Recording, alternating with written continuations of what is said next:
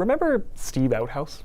Yeah, he was the guy who came in to run the PC Party's re-election effort last year, and at the same time was hired on a taxpayer salary in Premier Blaine Higgs's office. Of course, he often claims about, the fact that his roots are in Nova Scotia, which is close enough, I guess, but we always prefer the roots to be in New Brunswick. But we're okay with that. Outhouse got a taxpayer-funded salary of $125,000 as Higgs's principal secretary, but also at the same time, he was being paid to run the PC campaign. The expectation is that obviously there are no taxpayer dollars used for the political role in any of this, but certainly the separation between the night duties and the day duties would be very clear. And Silas, last year we asked Steve Outhouse what the party was going to be paying him, and he said that would become public when the party's political financing returns for 2024 were released. Well, they have been released, and we've got them. Yes, we do.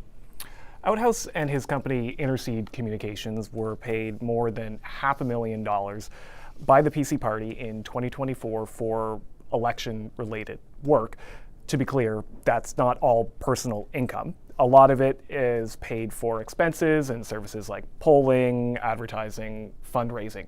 But the question is, who is Outhouse? Well, he was a civil servant and then later a political staffer in the Harper government. He became a political consultant. He ran Alberta Premier Danielle Smith's election campaign in 2023, and he ran 2 leadership campaigns in the Federal Conservative Party for Leslyn Lewis, who really became a high-profile social conservative in that party.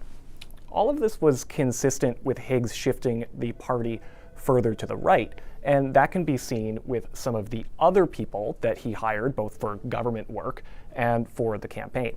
It's on some of the standards and philosophies that exist nationwide that I want to be sure our perspective is not limited to one region or one province. Leanne Bell came to New Brunswick for the campaign. She's chief of staff to the Speaker of the Alberta Legislature. She used to work for Danielle Smith. Tasha Schindel was with Jason Kenney's campaign when he led the United Conservative Party in Alberta. And MASH Strategy provided services to the campaign and the Higgs government. Its CEO has talked in the past about more autonomy for Western Canada and has even raised the issue of Western separatism.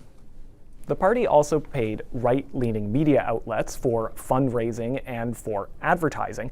Rebel News got more than $11,000, lending its name to online fundraising for the New Brunswick PC Party, while also providing positive coverage of Higgs and his policy on gender identity in schools. The counter-signal, launched by Rebel News alumnus Kian Bexday, also got almost $2,500 for fundraising.